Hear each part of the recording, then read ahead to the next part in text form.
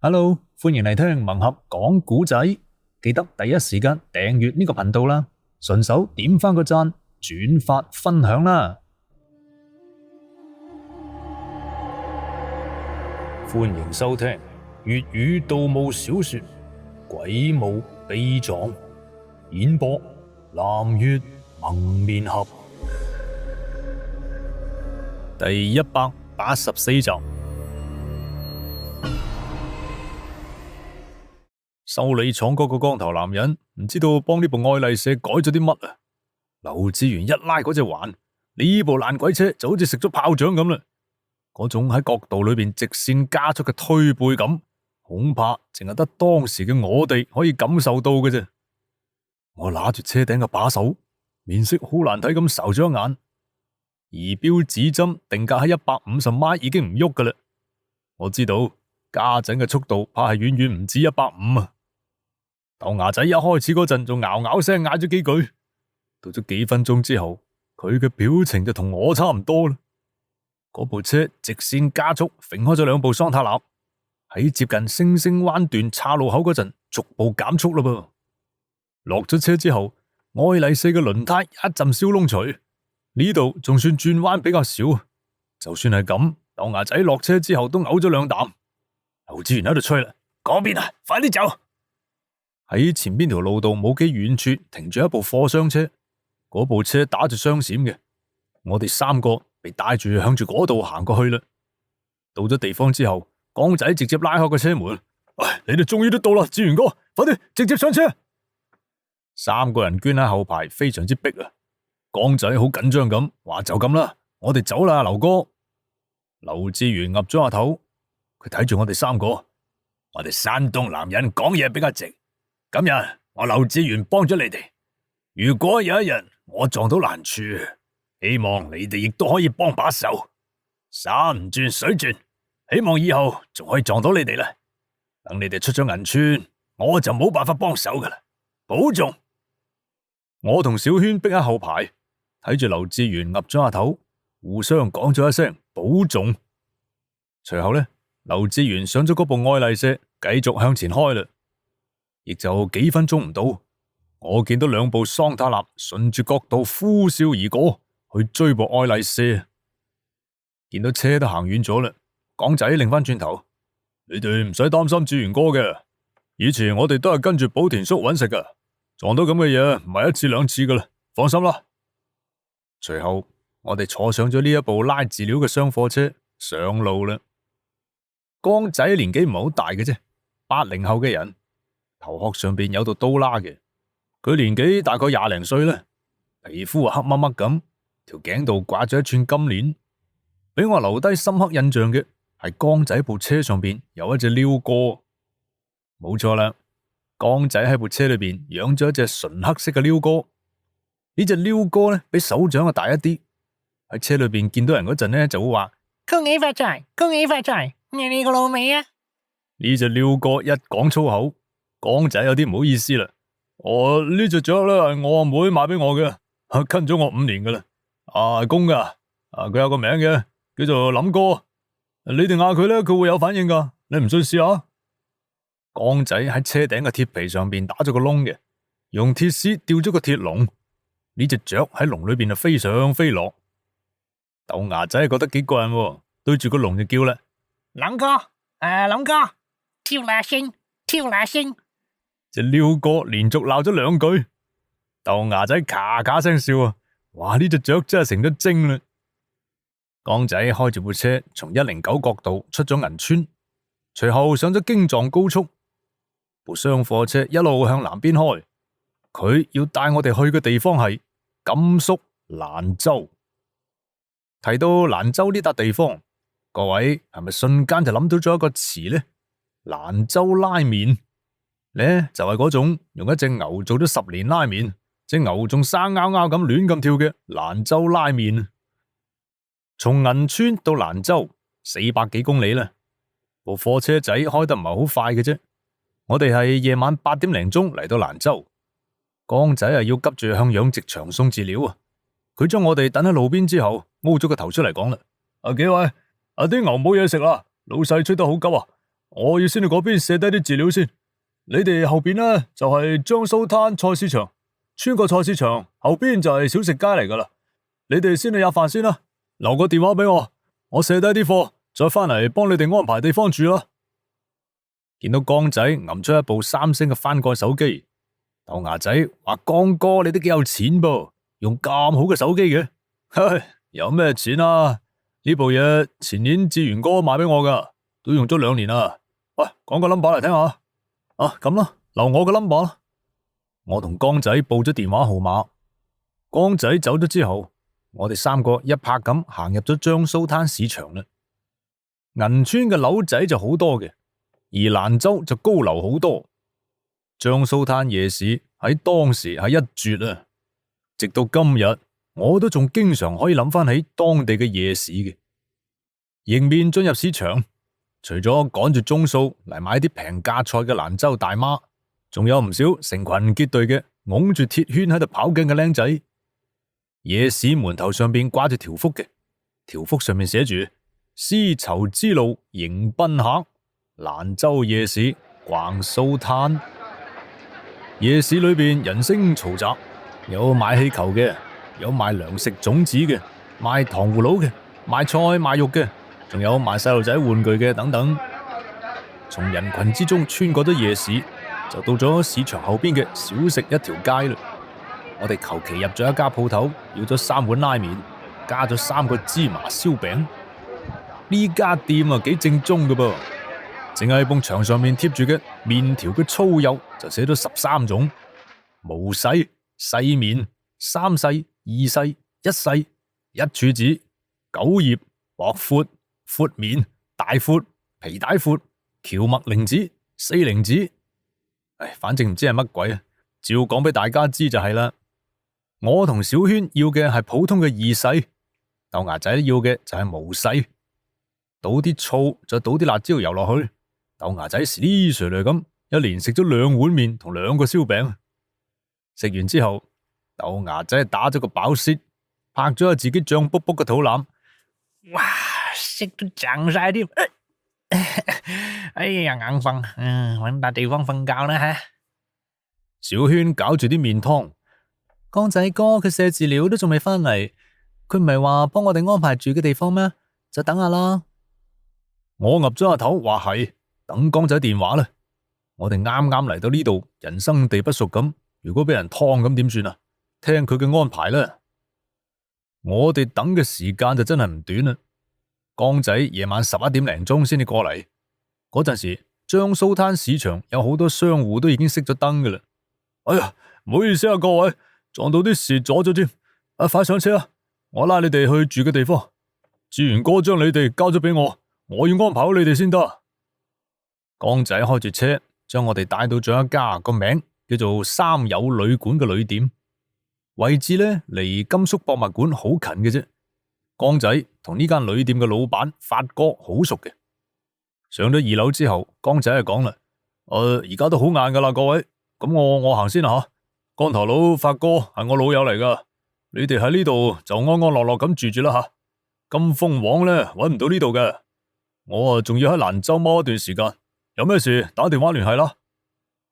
咁冇事啦，阿江仔哥你去忙啦吓。佢聽到岌咗下頭，落樓走咗啦。三友旅館嘅老細個名叫做許有發，以前短暫跟過劉志源一段時間嘅。寶田叔死咗之後，劉志源改行開黃面的，江仔改行開雙貨車，而光頭六哥開咗修理廠。呢班人慢慢就散咗啦。許有發40零歲啦，啲牙黃琴琴咁，頭髮就甩得好犀利，個人呢就實在生得麻麻地啦。周圍啲人都嗌佢光頭佬嘅，咁我哋嗌人哋光頭佬就好唔禮貌啦。我哋就嗌佢發哥，佢聽到就好受用下噃，因為呢陣時周潤發嘅賭神就紅到飛起嘅，我哋嗌佢發哥，咁佢自然就好受用啦。佢幫我哋準備嘅都係單人間，我同小軒、豆芽仔一人一間。我間房喺靠近樓梯口嘅位置，而小軒間房呢就係靠住走廊嘅中間。呢陣時已經好晏噶啦，房裏邊呢就可以沖涼嘅。走咗幾日，一個二個都好眼瞓啊！我沖完涼之後，亦都早早上床去唞啦，正喺度瞓緊，可能係2點零鐘或者3點零鐘啦。我忽然間聞到一陣好坑鼻嘅味道，就同嗰啲燒豬皮嘅味道好似嘅。呢陣除嚟自於門口出邊，好臭，到味好坑。我着住秋褲喺床上面坐起身，撳着燈。我驚失火噶嘛，話唔定係出邊邊間屋點鬼着咗。我踢上拖鞋，打開房門，踎住個頭向走廊出邊就睇過去啦。究竟我見到啲乜嘢呢？嗱，呢個原文叫做燒皮子啊吓，我查咗一下，就係燒豬皮啲咁嘅嘢，可能係當地嘅一種煮嘢習俗啦。大家知道就係啦。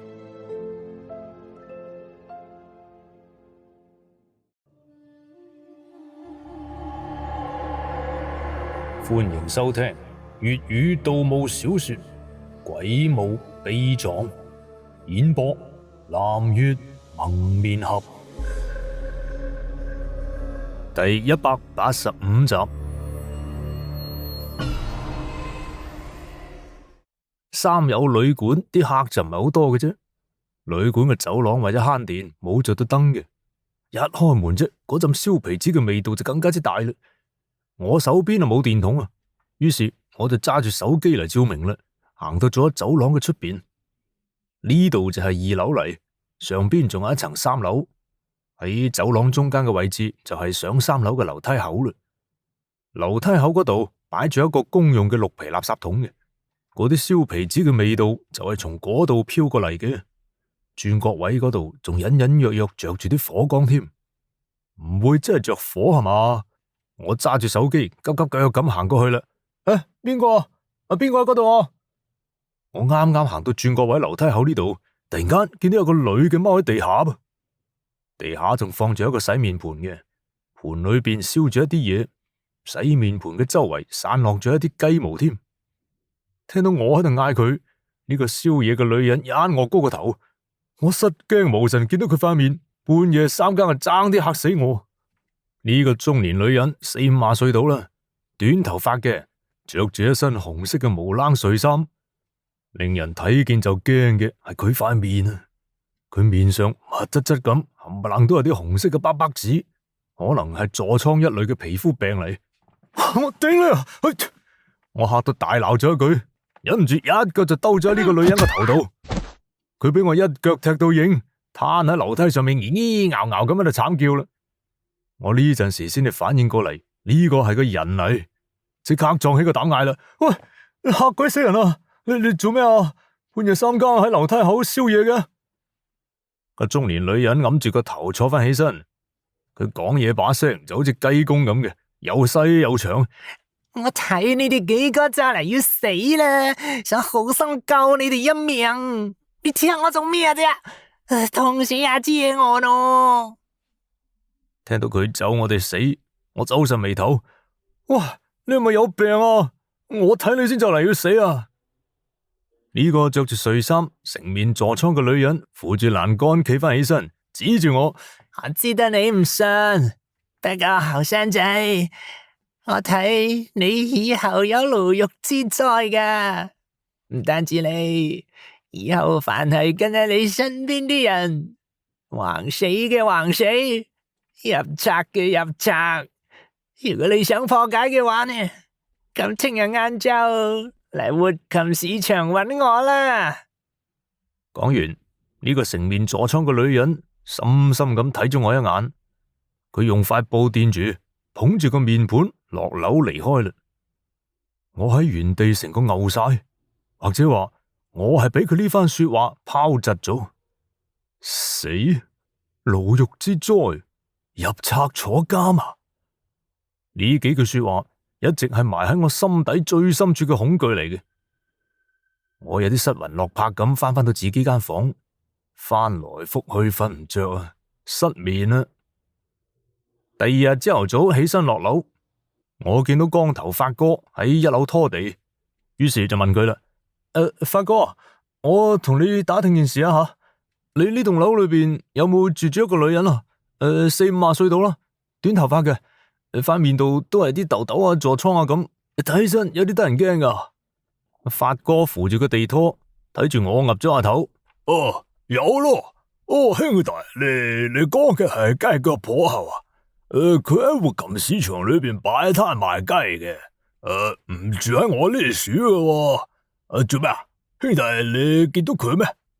係咪嚇親你咧？我擰咗下頭，話琴晚確實嚇咗一大跳。我揞出支煙遞咗俾發哥，同佢打聽下呢個雞腳婆係咩來路啦。發哥將地拖動埋一邊，點着我遞過去支煙，啜咗一啖。佢咧就，哎呀，你嗌我點講好咧？住蘭州老城附近嘅都識得佢噶。有人話佢係神棍，仲有人嗌佢做雞巫婆。邊個屋企啲僆仔失咗魂咧？或者邊個屋企啲老人家過咗身？或者發花癲咁咧？有信呢方面啲人就會去揾佢噶啦。做咩啊？佢同你講咗啲咩咩？我岌咗下頭，又擰咗下頭，話冇講乜嘢。我淨係好奇問下咁啫。可能係啜住支煙仔，一時興起。發哥啊，同我講咗一件事。據佢講呢，就係前幾個月發生嘅啫。當時呢件事喺蘭州城關區一帶好出名嘅。發哥話，城關區嘅雅興園有一戶人家，一家三口嘅，男嘅喺變電站上班做電工，女嘅就喺屋企帶細路。個細路就已經9歲噶啦，亦就係上個月呢，呢一間屋企嘅細路仔突然間好似變咗個人咁，硬係趁個老豆老母唔注意，用鎖匙將個老豆老母鎖咗喺房裏邊。然後呢，呢個細路就一個人打開屋企嘅電視機，學住電視機裏邊啲嘢喺度跳廣場舞。我聽完之後眉頭皺到實，話咁即係咩意思啊？發哥單手夾住支煙，話兄弟你唔使急，佢仲未講完。呢單嘢咧，後嚟搞到好鬼大，聽講仲登埋早報添。唔單止雅興園啊，連西大壩、任家莊嗰度都傳開晒啦。發哥啊，繼續講啦，雅興園嗰間屋企嘅細路仔越來越過分，唔單止日日鎖住道門，有陣時咧吔緊飯仲突然間會發脾氣鬧人添，話佢阿媽點解要將啲飯煮到咁硬？唔知道佢棚牙唔係幾好咩？8、9歲嘅僆仔話自己牙唔係幾好，再加埋之前種種反常嘅行為，佢屋企老豆老母就開始驚啦，懷疑自己屋企個仔係咪撞到啲咩唔乾淨嘅嘢。兩公婆帶住個細路去咗白塔寺、玉佛寺燒香拜佛，結果咧就冇起到咩作用，翻到屋企都仲係咁嘅款。兩公婆急起身，又帶住個細路去咗道觀寺公館，請觀裏邊啲道士睇咗下，使錢買咗個護身符。結果就係道觀裏邊請翻嚟嘅護身符亦都冇用嘅。後嚟呢，有人就同細路仔嘅父母講啦，話一唔係帶細路去活禽市場睇下啦。聽講嗰度有個賣雞嘅女人，花名叫做雞腳婆，可以睇到啲嘢嘅。於是呢家人就帶住細路仔過去啦。雞腳婆就睇咗個僆仔一眼啫，即刻板住塊面。呢個唔係你哋嘅細路，喺細路條頸度騎住一個70幾歲嘅白野婆。你哋就唔應該去寺廟道觀阻晒啲時間。嚟遲咗啦！呢條靚仔早就失咗魂啦。個細路嘅父母嚇到傻晒，話你一定要救救佢啊！我哋屋企就得咁一粒仔嘅啫，只要我哋個細路好翻，使幾多錢都得。最後細路仔嘅老豆老母使咗6皮嘢，呢個就唔係一筆小數目噃，請雞腳婆幫手救下個仔。雞腳婆當時點樣醫呢個細路？當地傳呢就有2種講法嘅。發哥同我講嘅應該係第一種，佢話雞腳婆用咗2日時間揀咗一隻雞蛋，然後呢將呢隻雞蛋放喺埕裏邊，用醋同埋生石灰嚟浸，浸咗整整10日之後，呢隻雞蛋嘅蛋殼就變軟咗啦，蛋殼變得好軟，跟住雞腳婆用一個木頭做嘅方形模具一壓，就將一個圓形嘅雞蛋壓成咗方形嘅雞蛋。將呢隻方雞蛋塞入細路仔嘅懷裏邊，然後父母開住車帶住細路兜住成個蘭州城轉咗一圈，翻到嚟之後，將隻雞蛋從細路仔懷裏邊攞翻出嚟，打碎蛋殼之後，雞蛋表面上邊出現咗兩條彎彎曲曲嘅路仔，可能係壓痕嚟嘅。雞腳婆就講啦：喺呢條路嘅附近呢，就係你屋企細路仔失咗魂嘅地方啦。只要你夜晚12點將個細路帶嚟呢度，跟住連續大嗌3聲細路仔嘅名，你哋屋企嘅仔就好返噶啦。古仔講到呢度，結果就已經出咗嚟噶啦。個男仔頭啊好返，恢復翻正常。事後佢老豆老母亦都問佢，個細路就話之前啲事都記唔清楚啦。我盜墓落坑，走南闖北，頭一暈撞到啲咁嘅事，當時我心裏邊就揸唔定主意啦。再加埋之前撞到個豆芽仔嗰件事，我啊真係有啲慮噃。琴日夜晚喺樓道宵夜嗰個女人就係雞腳婆，佢實牙實齒咁話我有牢獄之災，仲親口話可以幫我破解添。所以呢，我啊打算晏晝去一趟活禽市場去揾佢睇下呢件事。我本來打算瞞住豆芽仔同埋小圈嘅，但係喺中午嗰陣呢，發哥啊講漏咗口啦。小圈問我咩料啊？係咪有啲咩事瞞住佢同豆芽仔？我呢就有苦講唔出嚟啊，咁講咗琴晚件事。豆芽仔就唔係信噶噃，但係小圈佢老豆仲在生嗰陣呢，成日揾埋晒啲風水先生嚟算命嘅，所以小圈有時係信呢啲嘢嘅。我哋係做咩嘅？我哋自己最清楚噶。牢獄之災，咁啊真係有啲得人驚啦。於是嗰日晏晝2點零鐘，我哋3個一齊打車嚟到咗蘭州活禽市場，同人一收風啫，就知道咗位置喺邊啦。後生仔，你嚟咗？當時雞腳婆正係坐喺張椅度睇緊報紙，佢個攤位周圍擺滿咗雞籠嘅，籠裏邊都係生雞，嗰陣除好大。入屋傾啦！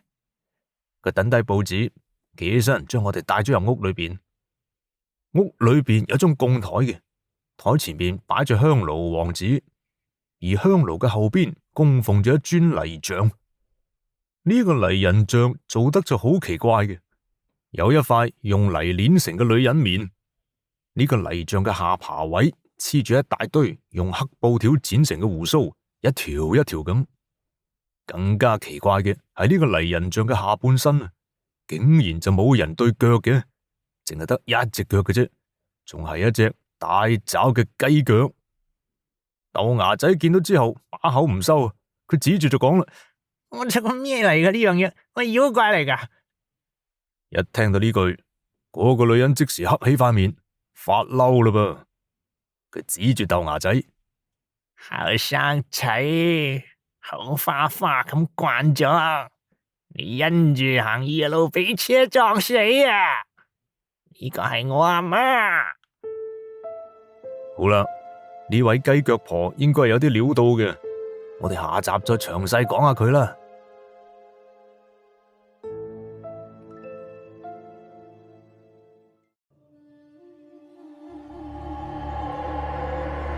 歡迎收聽粵語盜墓小說《鬼墓秘藏》，演播南粵蒙面俠，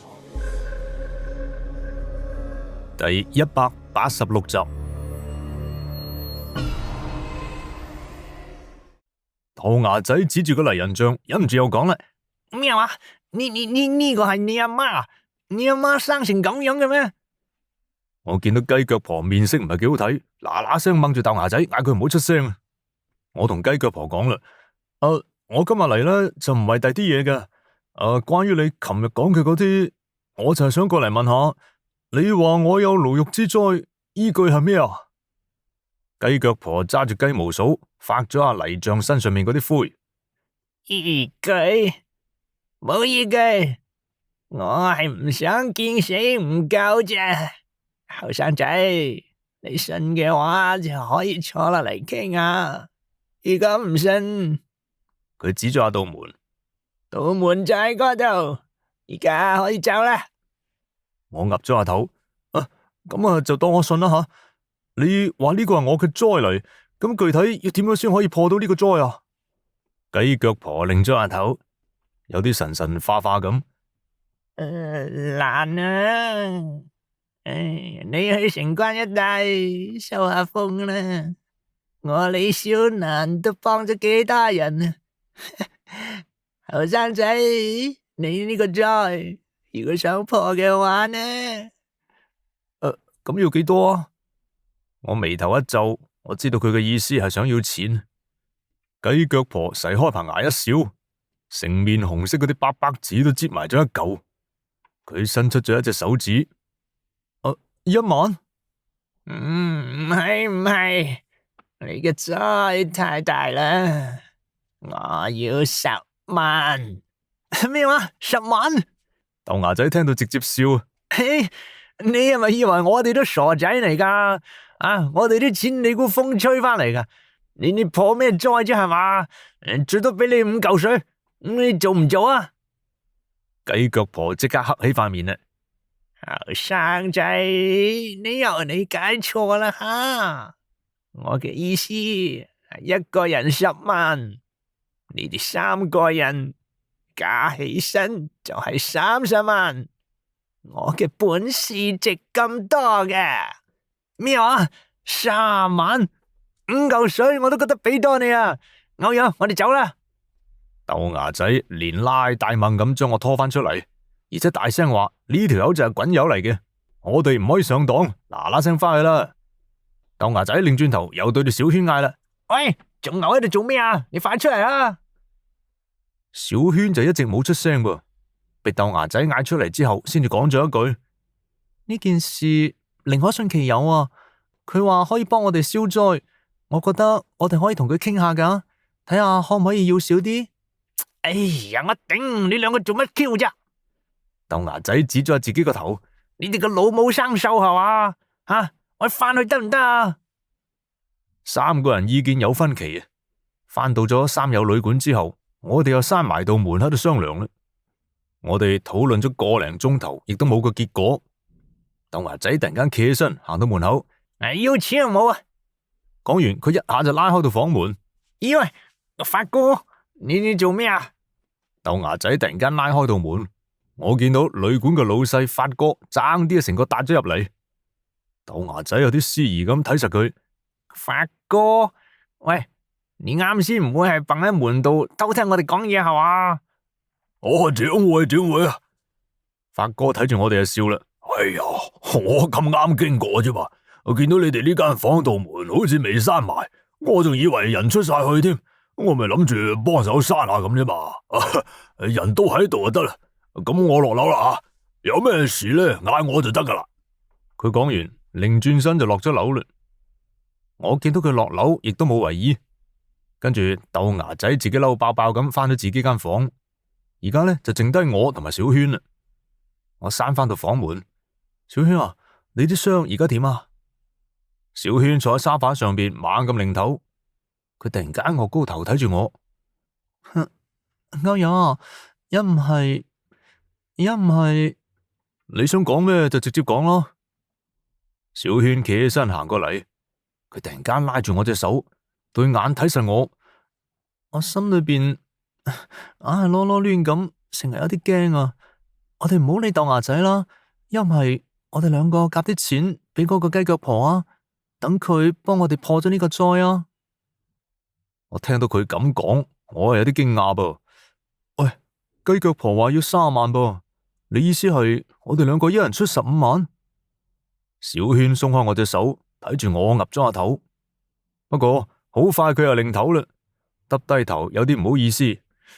係咁噶，歐陽，我而家身上淨係剩翻5萬幾啦，你可唔可以多出10萬啊？呢啲錢我以後還翻俾你啊！點會咁嘅？我話我哋上次分亞玉皇塔啲錢呢，同你分咗好幾廿個噶噃，你啲錢都使晒啦咩？買咗啲咩啊？喂，小軒啊，我好似就見你買咗部手機啫噃。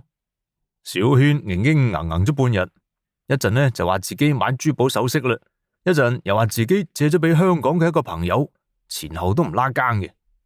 於是我又問：你買嘅嗰啲珠寶呢？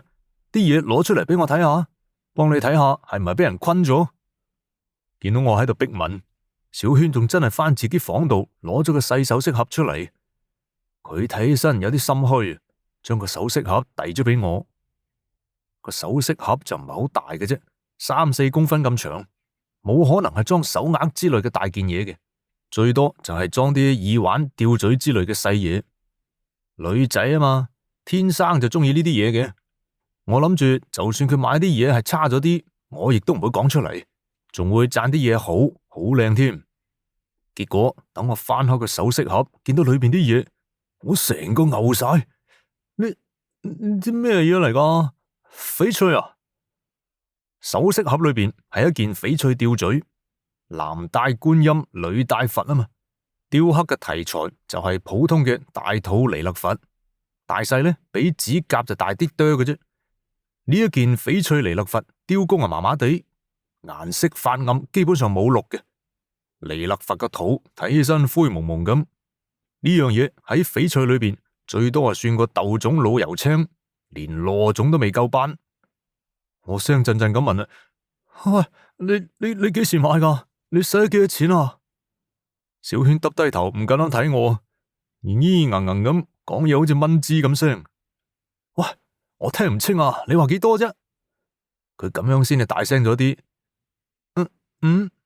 55萬咯。你呢隻敗家！唉，我爭啲鬧出嚟噶啦。破油青、豆種底、冇顏色，雕工仲係學徒工嚟。就呢件翡翠大肚佛，賺死佢啊！唔超過500蚊。佢背住我，亦都唔同我商量下，自己偷偷摸摸就買咗呢樣嘢，係咪傻啊？唉，係咪戇狗啊？我激到出力咁捽咗一塊面，都就嚟將自己塊面捽爛咁滯。我深深咁索咗一啖氣，睇住唔夠膽岳高頭睇我嘅小軒，唉，恭喜晒你啊！你賺咗啊你！呢件翡翠進貨價唔超過1嚿水。你啊，蝕咗54.999萬啊！你真係叻女啊你！雖然話呢啲係小軒佢自己嘅錢，我就唔應該多講啲咩嘅。但係我知道啊，呢筆錢來之不易，我哋都係冒咗好大嘅風險嘅。一旦俾人捉到咁就玩完噶啦。講到底咧，就係攞自己條命嚟換翻嚟嘅。我又點會唔嬲先得噶？買呢種嘢就涉及到藝術品交易嘅。啲警察就唔會理，連眼尾都唔會睇你啊！我可以諗到啊，就算我問出嚟佢喺邊度買嘅，揸住啲嘢揾翻過去，人哋亦都根本唔會認，話唔定啊，連人都揾唔翻啊！我越諗越嬲，忍唔住就省咗佢2句啦。可能說話講得重咗啲，小軒眼都紅晒咁，一嘢從我手裏邊掹翻隻大肚佛過去，跑翻自己間房啦，出力咁嘭埋咗道門。佢走咗之後，間房度就剩低我一個。我坐喺沙發上邊捽住個雲精，覺得自己頭都赤埋。小軒啊，將自己儲嘅錢都使晒啦，只係剩低咗5萬蚊。豆芽仔自己係儲得最多，但係呢，佢就好似隻貔貅咁，淨係入唔出嘅啫，一毛不拔。平時食飯打車都係我埋單嘅，更何況佢根本就唔信嗰啲迷信嘅嘢。諗來度去，我決定一個人再去揾雞腳婆傾下先。迷信就迷信啦，如果可以傾到3個人10萬左右嘅話呢，咁呢啲錢我就一個人出晒啦。再多嘅話就算數啦。做得呢行咁啊，當使錢買翻個安樂。如果唔係，以後再諗到呢件事，個心裏邊硬係會硬住嘅。於是我直接一個人去咗活禽市場，結果雞腳婆唔喺度噃，佢攤上面嗰啲雞籠呢都係喺度，係佢個女喺度幫手睇住個檔口。我聽到周圍有人嗌佢個女叫做小雞腳婆。呢個小雞腳婆呢，唔似佢阿媽生得咁醜樣嘅，睇佢嘅樣比我大幾歲啦，皮膚好白淨，身材亦都好好，就係髮型呢就太過之減分啦。佢整咗一頭大亂毛，全部染到紅晒，喺嘴角同埋耳仔上邊仲打住銀色嘅耳釘嘅，點樣睇都係一身殺馬特嘅飛女氣質啊！我阿媽唔喺度噃，唔知你去咗邊啊？因為唔知道佢叫咩名，我見到周圍有人咁樣嗌佢，亦就咁樣叫啦。我話細雞腳婆啊，等你阿媽翻嚟之後呢，嗌佢去三友賓館嘅2樓揾我，就話我仲想再傾下，你問下佢嚟唔嚟啦？咩話？你啱先叫我咩啊？個女仔突然間企起身，嬲爆爆咁指住我就鬧啦。超，你隻僆仔啊！你啱先嗌我小雞腳婆，你再嗌多一聲試下啦！講完，佢突然間從褲袋裏邊揞咗把彈簧刀出嚟，啪一聲揈咗一嘢，瀟灑到痹咁將刀刃彈咗出嚟啦。佢揸住把刀仔指住我，你邊間學校噶？你知唔知我係邊個？你想搞事係嘛？你再夠膽咁樣叫我啊！信唔信我捅你啊？好啦，呢個小雞腳婆究竟咩料啊？咁串嘅啊！呢隻股突然間又有啲女生出嚟噃，搞到蒙面俠啊心思思咁想去揾啲女聲嚟客串啊！只不過呢，揾人搭音又要對軌又要畫本，其實幾麻煩嘅，會影響到進度啊！咁啊，先等存貨多一啲，將來再考慮啦吓。各位，勉為其難繼續聽落去先啦。主要聽演繹或者聽故事，就唔好猛咁啄住蒙面俠嘅女音啦。已經盡力喺度努力咁提升緊噶啦。